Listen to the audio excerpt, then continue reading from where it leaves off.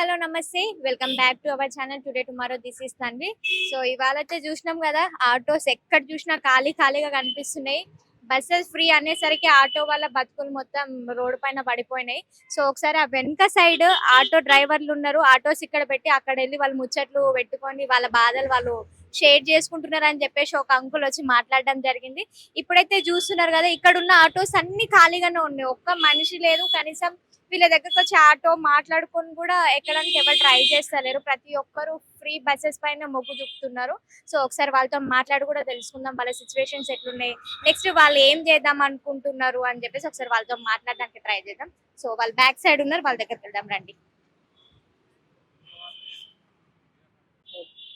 So చూస్తున్నారు కదా, ప్రతి ఒక్కరు ఇంకా ముచ్చట్లు పెట్టుకుంటా నిలబడ్డారు. ఒకసారి వాళ్ళతో మాట్లాడితే ట్రై చేద్దాం, అసలు ఏంటి పరిస్థితి, ఏంది ఎట్లుంది సిచ్యువేషన్.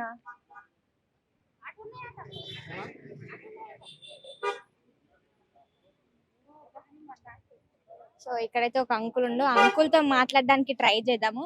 అంకుల్ ఒకసారి బయటకు వస్తారా? అంకుల్ చెప్పండి. ఏంది అంకుల్ సిచ్యువేషన్? మొత్తం ఎక్కడ చూసినా అన్ని ఖాళీగా కనిపిస్తున్నారు. మీరు అందరు కూడా ఒక్క దగ్గర నించొని ముచ్చట్లు పెట్టుకోవడం జరుగుతుంది. ఏం చేస్తాం మేడం, కారోబారం అంటే ఎవరు వెళ్ళిపోతాం, లేని కోసం ఇక్కడ ముచ్చట పెట్టుకొని కూర్చున్నాం అంతే. కానీ మార్పు రావాలని చెప్పేసి కాంగ్రెస్ ని గెలిపించుకోవడం జరిగింది కదా. ఎట్లా అవుతుందని ఎవరికి తెలియదు కాదు మేడం, ఇట్లా అవుతుంది కారోబార్ దెబ్బ తింటది మాకు తెలియదు.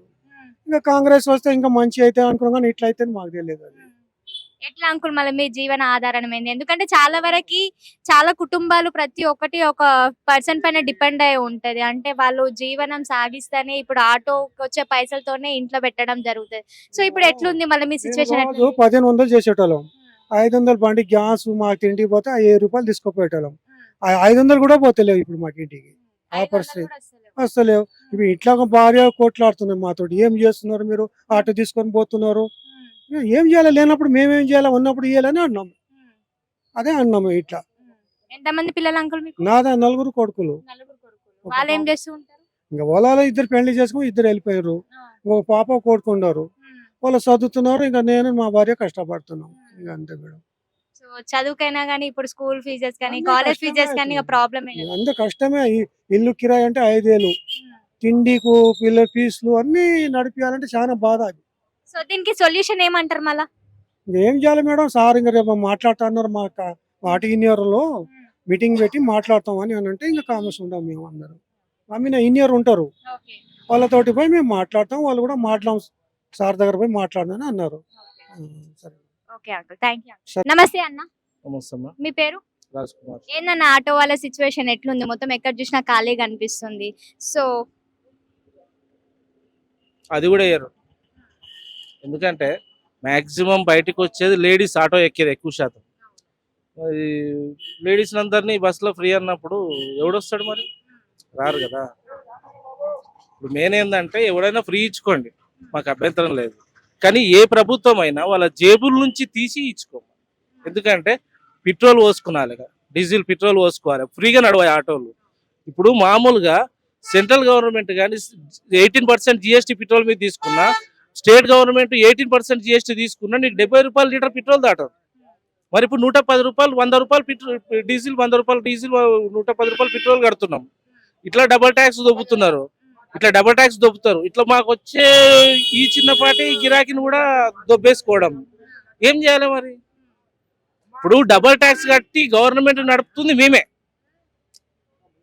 డబల్ ట్యాక్స్ కట్టి గవర్నమెంట్ నడుపుతుంది.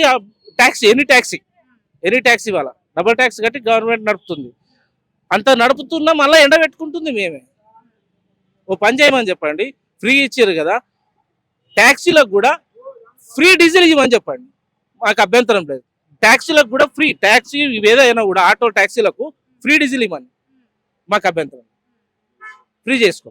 సో ఇది ఫ్రీ అని అంటున్నారు, కానీ చాలా మంది ఆడోళ్ళు కూడా మాట్లాడుతున్నారు, మేము వాళ్ళతో కూడా మాట్లాడడం జరిగింది. ఫ్రీ ఇస్తున్నారు కానీ ఎన్నో ఒక దగ్గర నుంచి మళ్ళీ తీసుకుంటారు అని చెప్పేసి కూడా కాదమ్మా. పప్పు, ఉప్పు, మంచి నూనె, దాని దగ్గర అన్ని దొరుకుతాయి, కామనే కదమ్మా, ఇది ఒకటి కాదు కదా. అందుకే అందరికి ఫ్రీ ఇస్తారు కదా, మాకు కూడా కదా, మేము కూడా ఓట్లు వేసినాం కదా, ఫ్రీగా నడపలేం కదా. కాబట్టి మాకు కూడా పెట్రోల్ డీజిల్ ఏమవుతున్నాయో ఫ్రీ ఇవ్వండి, మేము ఎవ్వరికి ఏం అడగం. వచ్చిన గిరాకి నడుపుకుంటాం, లేదంటే సప్పుదా కూర్చుంటాం, అంతే. మాది ఒకటే డిమాండ్, మాకు కూడా ఫ్రీ డీజిల్ ఇవ్వండి ఓటేసినందుకు. బస్. ఇప్పుడు మా ఓటు వాల్యూ కాదమ్మా, లేడీస్ ఓట్ల వాల్యూ అన్నప్పుడు మరి జెంట్స్ కూడా ఉన్నారు కదా. ఇప్పుడు 140 కోట్ల భారతీయుల జెంట్స్ ఎంతమంది, లేడీస్ ఎంతమంది చూస్తే మరి మొగోళ్ళ ఓట్లే మొగోళ్ళ ఓటే ఎక్కువ ఉంటాయి. ఇప్పుడు మరి మొగోళ్ళు మనుషులు గారా? అంతే కదా. ఇప్పుడు ఒక ఆటో నడుస్తుందంటే యావరేజ్ గా చూసుకుంటే వాని వెనకాల యావరేజ్ గా ఒక 5 మంది ఉంటారు. 5 మంది ఎట్లా తినాలి కదమ్మా. ఇప్పుడు స్కూల్ ఫ్రీ లేదు, 100% ఫీజులు గట్టిగా కట్టాలి. హాస్పిటల్ ఏది ఫ్రీ లేదు, 100% గట్టిగా కట్టాలి. ఏ మనిషికైనా రోగం వచ్చి ఎక్కువ డబ్బులు పోతున్నాయి, స్కూళ్ళకు ఎక్కువ డబ్బులు పోతున్నాయి.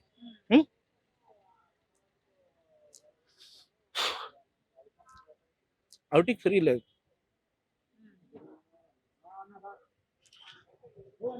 ఏం ఎక్స్పెక్ట్ చేస్తున్నారన్న మళ్ళీ?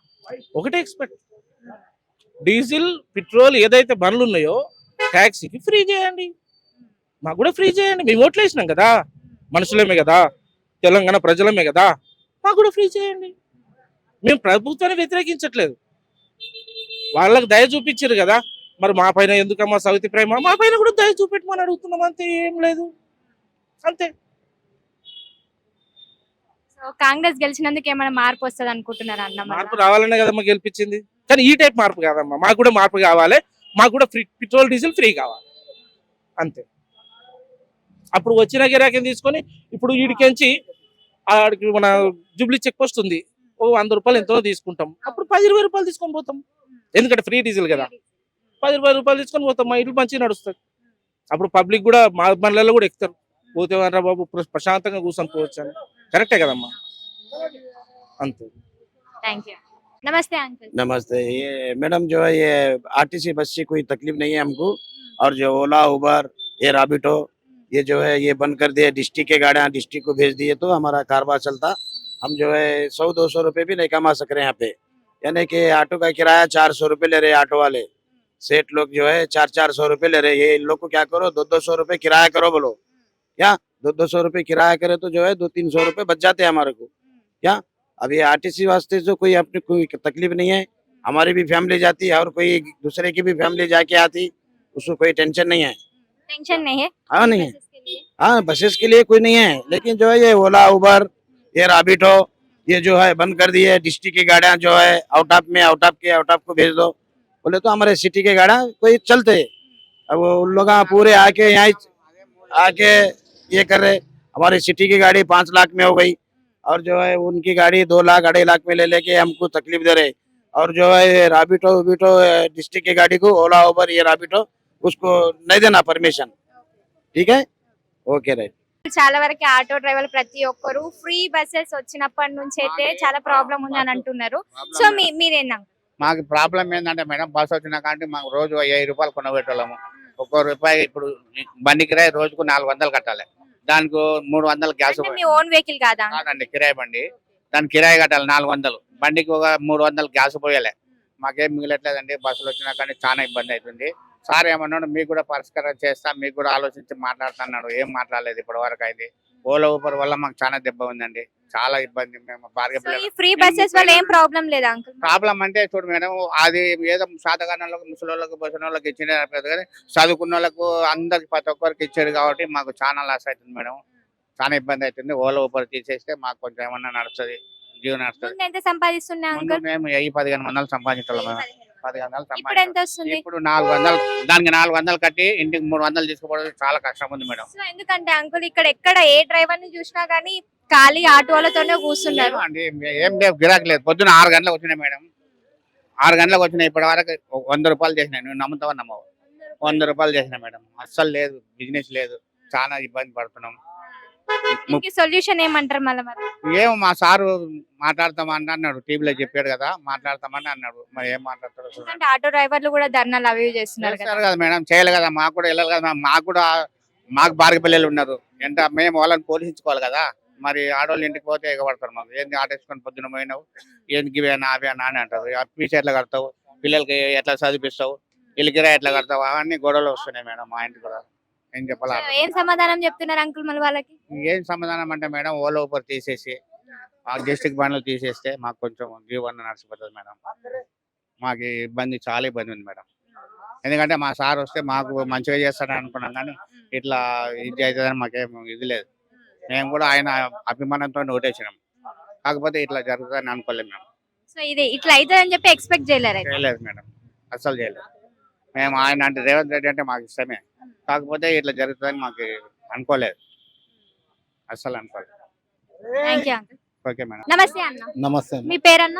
నా పేరు కన్నయ్య అమ్మ. కన్నయ్య. ఉమ్. సో ఎన్ని సంవత్సరాల నుంచి ఆటో డ్రైవింగ్ చేస్తున్నారన్న మీరు? 8 years నుంచి 8 years నుంచి.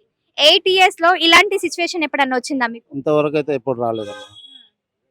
సో ఈ ఫ్రీ బస్సెస్ వల్ల ప్రతి ఒక్క మహిళ అయితే బస్సెస్ లోనే పోవడానికి అయితే మొగ్గు చూపుతున్నారు. సో దాని వల్ల మీకు ఎలాంటి దెబ్బ తగిలింది? ఫ్రీ బస్సెస్ అంటే అందరికీ హ్యాపీ, దాంట్లో మా భార్య పిల్లలు కూడా ఉంటారు. కానీ మా ఆటో వాళ్ళకు ఓలా ఊబర్ ఈ ర్యాపిడో డిస్ట్రిక్ట్ బండ్లు బంద్ చేస్తే జర మంచిగా ఉంటుంది. సో ఫ్రీ బస్సెస్ వల్ల మీకు ఎలాంటి ప్రాబ్లం లేదా? ప్రాబ్లం ఏం లేదు. ఓలా ఊబర్ ర్యాపిడో ఈ డిస్ట్రిక్ట్ బండ్ల వల్ల ప్రాబ్లం. సో ముందు ఎంత సంపాదిస్తుండే అన్న? ముందు 1200 1500 సంపాదిస్తుండే. ఈ ఫ్రీ బస్ అయినా కాంచి ఈ 800 700 దాంట్లో గ్యాస్ కిరాయికి పోను 200-300 మిగులుతున్నాయి. ఎందుకంటే ఇంతకు ముందు కూడా ఆన్లైన్ ర్యాపిడోస్ ఇవన్నీ ఉండే కదా. అప్పుడు ఫ్రీ బస్ లేదు కదా, అప్పుడు జర కారోబార్ మంచిగా ఉంటుండే. సో దీనివల్ల కొంచెం ఎఫెక్ట్ అయింది. మీకు ఎంత మంది అన్న పిల్లలు? మాకు ఇద్దరు, ఒక పాప బాబు అమ్మ. వాళ్ళు ఏం చేస్తుంటారు? స్టడీ. స్టడీ ఆ. చేస్తారు. అంటే చాలా వరకు అంటే మెయిన్ లీడ్ చేసే వాళ్ళకి ప్రాబ్లం అవుతుంది కదా. అంటే ఆటో నడుపుతూనే ఇల్లు గడుస్తుంది అన్న వాళ్ళకైతే అదే పరిస్థితి కదా, ఆటో నడిపితేనే ఇల్లు గడుస్తుంది, లేకపోతే లేదు. ఇప్పుడు ఫ్రీ బస్ వల్ల కొంచెం కారోబారు ఎఫెక్ట్ అయింది. దానికి తోడు డిస్ట్రిక్ట్ బండ్లు 2,50,000 పెట్టి కొనుక్కొచ్చి ఇక్కడ నడుపుతున్నారు. మేము బండి సిటీ పర్మిషన్ తీసుకొని నడపాలంటే 5,50,000 అవుతుంది. ఓన్లీ పర్మిషన్కే 2 లక్షలు. అట్లా చాలా ఎఫెక్ట్ అవుతుంది. 400 కిరాయి, గ్యాస్కు 200-300. మాకు మిలిగేది 200-300 తప్ప ఏం లేదు. అది తీసుకపోతే పిల్లల ఫీజులు కట్టలేక ఇంట్లో సరుకులు తేలేక కొంచెం ప్రాబ్లం ఇబ్బందిగా పడుతుంది. సో మార్పు రావాలనే కదా కాంగ్రెస్ ని గెలిపించుకున్నారు అందరు కలిసి. అవునండి, మార్పు రావాలి. మార్పు రావాలి కానీ ఇప్పుడు సీఎం సార్ కూడా చెప్పారు కదా, మాకు కూడా ఏమన్నా హెల్పింగ్ నేచర్ చేస్తారన్న ఆశతోనే. అంటే మీకు కూడా ఇస్తున్నారు కదా అన్న, ఒక హామీ అయితే ఇచ్చినారు కదా సంవత్సరానికి 12,000 అని చెప్పేసి. దాని వల్ల ఏమైనా ఉపయోగం ఉందా మీకు? సంవత్సరానికి 12,000 అంటే అట్లా ఏం గిట్టుబాటు కాదు మేడం. కమ్సే కమ్ ఒక 20,000 అట్లా ఇస్తే గానీ ఏమన్నా గిట్టుబాటు అవుతుంది. ఒకవేళ 20,000 ఉంటే యూజ్ ఉంటుంది. యూజ్ ఉంటుంది. అంటే అది ఇవ్వడం మంచిదేనా మళ్ళా? మంచిదే కదా మేడం. ఇప్పుడు ఫ్రీ బస్సుల వల్ల ఆటో వాళ్ళు దగ్గర 10 లక్షల మంది ఉన్నారు సంవత్సరానికి. ఇప్పుడు ఆటో వాళ్ళంతా ఇప్పుడు దగ్గర 10 లక్షల మంది ఉన్నారు. వాళ్ళంతా రోడ్లో పడ్డట్టు కదా. ఇప్పుడు దీన్ని నమ్ముకొని కూడా బతికేటోళ్ళు చాలా మంది ఉన్నారు. ఇది గవర్నమెంట్. చాలా మంది ఆటో డ్రైవర్స్ కూడా ఏడుస్తున్నారు అనమాట. అంటే ఇప్పుడు నేను ఇంటికి తీసుకొని పోతేనే మా ఇల్లు గడుస్తుంది అని చెప్పేసి. అంతే కదా మేడం. ఇప్పుడు మా వృత్తి అది, ఇంకోటి వరకు చేయలేము. ఇప్పుడు ఆ కిరాయి బండి కిరాయి కట్టాలి, కిరాయి కట్టకపోతే కిరాయి ఇయ్యరు. ఇప్పుడు అది నడుపుకుంటేనే కదా ఇల్లు గడిచేది. అట్లా. Thank you. Okay, welcome.